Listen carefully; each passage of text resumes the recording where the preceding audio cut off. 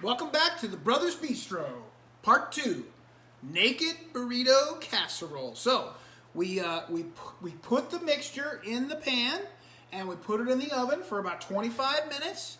It looks pretty good. It's been cooling a little off to the side. What did you show us, bro? What do you got? Check it out. Yeah. So it's a little thin because our pan was a little bit bigger than the recipe called for. So we're going to stack it.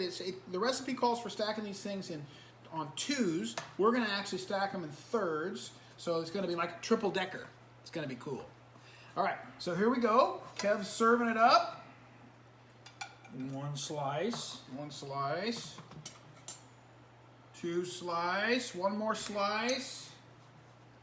Ooh, that's looking good. Okay, look at that. Look at that.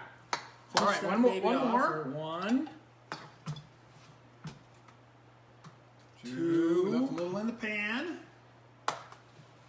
And three. Kev always serves himself the biggest pieces. Nice job, bro. I'll give a little bit to my bro. Yeah. Okay, now we're going to finish this off by putting a little cheese on the top. The recipe doesn't call for this, by the way, but we decided it was a good idea. And a little lettuce on the top.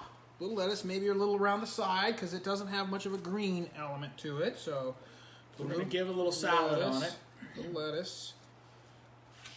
And we're going to garnish it with our tomatoes. A little bit of tomato on there for some color. Remember, we put tomato in it as well. So, and then the last little piece is a little dollop of some guacamole and salsa that we had freshly prepared as we were doing this. Nice. Looking good, bro. All right. Bon appetit.